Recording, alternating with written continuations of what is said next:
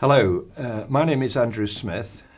I'm based at the London School of Hygiene and Tropical Medicine in the International Centre for Evidence on Disability. And one of the disabilities that we deal with there is hearing loss. This is the first session, and in this session I'm going to describe the public health approach and how that can be used in prevention and rehabilitation of hearing loss. So this is an outline of what I'm going to say. First of all, we'll look at what do we mean by public health? What are its characteristics? What are the core actions that you do when you take the public health approach?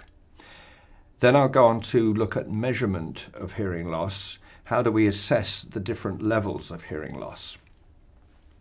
And then that'll set the scene for talking about the size of the problem, if you like, or what are the global numbers of people with hearing loss. And then I'll go on to routes to public health interventions against hearing loss. In a later session, I'm going to look at the epidemiology of hearing loss, particularly in low and middle income countries, because that's the focus of this course. But in this first session, I'm going to sort of look at more general aspects. Well, let's look first about what we mean by public health. We all know what clinical medicine is. We all go to the doctor. Clinical medicine is concerned with the health of individuals. Public health is concerned with the health of populations, a population of people. So when you go to the doctor, you have a consultation. It gives you an examination. The doctor makes a diagnosis of what's wrong. The doctor decides on some treatment. It might be some medicine to take, or it might be some surgery or something else. And usually there is a follow-up to find out whether or not that treatment's been successful. Now, in public health, we have equivalent things that you do. But in public health, instead of doing a consultation, we do a survey, because we have to test the health of the whole population. So that's by doing a survey. And I'm going to cover surveys in the next session. And then instead of treatment, we probably implement a program of prevention. And I'm going to have another session on prevention. So we'll look at the different types of prevention. We may also do interventions, but against the whole population. For example, a vaccination program would be a public health intervention. You're obviously doing it to a lot of individuals, but it's an intervention in the whole population. And then for follow-up, we just do another survey. So maybe a few years after the first survey, we do another survey to find out whether or not the interventions have been successful. So that's basically public health in a nutshell. So just to put it in context, the clinical approach, you've got the individual patient, somebody takes history, examination and diagnosis, treatment, follow-up. And then in the public health approach, it's the population, the survey. And then another aspect of public health is planning. When you do the intervention in public health, you need to have a plan how you're going to address that in the population. And that's a key aspect of public health, is planning. And we actually run a course on that in London and in other countries, in developing countries. And then monitoring and evaluation, that's like the follow-up survey. So this is the WHO, the World Health Organization's definition of public health. Public health refers to all organized measures, whether public or private, which prevent disease, promote health, or prolong life among the population as a whole. That's the key thing to remember. It's in the population. Now I'm going to look at hearing loss, hearing impairment. There are different terminology for what we're talking about. Sometimes I use the term hearing impairment, sometimes I'm using the term hearing loss. I want to just look at how do we measure different levels of hearing loss, because this is very important to know what level of hearing loss somebody has in order to decide what kind of treatment they need, and also in the population, the size of the problem. So these are the different grades of hearing impairment as set out by the WHO. And the level of hearing impairment is measured, or level of hearing loss, is measured by a measure of the decibels. This is each grade, the level shown is the lower limit of decibels, that's the measure of sound, that you can hear if you have that level of hearing loss. So for example, a child with a level of 31 decibels hearing level, that means they can only hear sounds that are greater than 31 decibels. So, and that applies to all the different levels. So somebody with no hearing loss can hear sound from right down from level 0, in fact, but we say 0 to 25 is normal hearing, and then above 25 decibels, you come in with a mild hearing loss. There is some contention as to where you should set that level, and I'll talk about that in another session. But we'll just stick with these levels, because these are the levels that are used by WHO at the moment. And I want one definition that I want to put clearly here, and I want you to remember this, is this definition called disabling hearing impairment. That's the levels of moderate, severe, and profound hearing loss.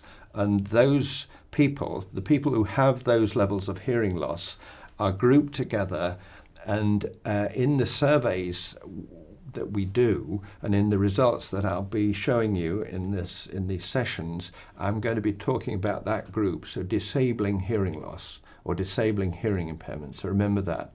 So that's a rather dry way of showing the levels, but if you're not familiar with this type of scale, I've got another way of looking at it. I've called this "What is Hearing Impairment?" And this picture actually came from a magazine that was produced for Australian teenagers because they wanted to publicize the effects of loud noise on hearing. So they produced this chart, which I think is quite nice. So here's a graphical representation of all different types of sounds, and along the top you've got the different frequencies, so from low frequency to high frequency. So very soft sounds, you might have the sound of the ocean, that's very low frequency sound, but it's a very low level sound. And rustling leaves are also a low level sound, but it's a much higher frequency. So that's along the top, and then the vertical scale is the actual intensity of the sound, in other words the decibel level of the sound. So as you get louder and louder sounds, we're going down and down. So library is a bit noisier, conversation is a bit louder, and then louder sounds like telephone, lawnmower, and so on and so forth, up to the really loudest sounds that you can stand, jet aircraft, maybe a rock band, very loud, and so on. So let's just look at the different levels in relation to this. So if you remember our previous slide, 25 decibels, here it's mild loss, 25. Moderate loss for children is set a bit lower than adults. We'll talk about that later. 30 dB, above 30 dB for children, above 40 dB for adults, and severe loss above 60 dB, and then profound loss above 80 dB. Now this level, or these levels here, this area, is where if you listen to sounds of that intensity, you're liable to get damage to your hearing. Whether or not you get damage depends on the length of time you listen at this sound level. So if you go to a rock concert and you listen to that at very intense sound, when you come away from the concert, you have a kind of ringing in your ears. And if somebody were to test your hearing loss, they would actually find that after that very loud concert, you had a mild hearing loss. It's called temporary threshold shift. And that goes away. Eventually your hearing comes back to normal. But if you keep going to rock concerts, so keep exposing your ears to loud sounds, eventually that hearing loss becomes permanent. So that's one of the risks of loud sounds, and why you should always wear ear protectors. For example, in an airport, airport workers on the tarmac should always wear ear protectors when there are jet aircraft around, otherwise they'll get permanent hearing loss. So that's the levels of hearing loss. Now, if you remember this group called disabling hearing impairment, these figures are the global estimates from WHO, the World Health Organization, of the numbers of people who have disabling hearing loss in the world. Well, the last estimate was done in 2012. These are the most recent estimates. So it's actually a surprisingly large figure. 360 million people globally have this disabling hearing loss. That's moderate or worse hearing loss, which is about just over 5% of the world population. This is a huge figure. 328 million are adults, 32 million are children. And if you then go on to include mild hearing loss, so that we've got the moderate or worse, we add in the mild hearing loss, that takes us to over 1 billion people in the world have any level of hearing loss. And 80% of those live in low and middle income countries. So that's the reason why we focus, well, we in London at the School of Tropical Medicine are focusing our efforts in this group, in low and middle income countries, because that's where the largest problem is. And from a public health point of view, we have to deal with where the largest problems are. That we don't ignore the rest of the world, but we focus on low and middle income countries. I'd just like to compare the situation between hearing loss and visual loss. The number of people with visual impairment is actually substantially less than the number of people with disabling hearing loss. So 285 million have visual impairment as against 360 with disabling hearing impairment. And in fact, the numbers with visual impairment are going down at the moment, whereas the numbers with hearing impairment are going up. We'll come to the reasons for that later, but just keep that in mind. Most people think blindness and and visual impairment are a lot worse affliction than deafness and hearing loss, but I'm going to argue that it's actually the other way around. And in terms of children, there's more children who've got disabling hearing loss than who have visual impairment. Again, similar numbers who are in the developing world, even more in the developing world, have visual problems. So let's think about interventions against hearing loss using this public health approach. What is the key criterion that we would use to select a public health intervention? And the route to prevention is, I think, to develop a public health orientation and find ways to make a difference in a population. And you target conditions which have a high prevalence and an effective means of prevention or control. That's the first criterion. What conditions should be targeted? Well, high frequency, what I've done here is to divide causes into high frequency, moderate frequency, and low frequency. And the green arrows show those causes which can be prevented. So I'm going to suggest that from a public health point of view, we should focus on conditions that have high frequency and moderate frequency, but we actually don't deal with those causes of low frequency. Even though, of course, those will be dealt with by clinical medicine, they're not in sufficient numbers to justify using the public health approach. Here's an example. In Nigeria, we did a survey. We did actually 3 surveys in 3 separate Nigerian states. The one in the south, Akwa Ibom, the prevalence of, well, that's the percentage of hearing loss in the population, was 4.4%. In Benue State, in the Central Plateau area, was 6%. And in the Katsina State, the northern state, it was 7.6%. So you might say, well, what's the reason why in the north the hearing loss is at a higher prevalence than in the south? If we look at the map of meningitis, that's meningococcal meningitis, which causes severe hearing loss, if we look at the map of this, where epidemics of meningitis occur, we can see that they go across the northern part of Nigeria. So when these figures came up, we went back to the data and looked at the questionnaires to see whether we could see the causes, and a higher number of people reported that the child may have had meningitis, fever, stiff neck, becoming unconscious. So it was likely that the cause of the higher prevalence of hearing loss was due to meningitis. And so the meningitis vaccination program was set up in this part of Nigeria and reduced the levels of deafness. So that's an example of a public health intervention.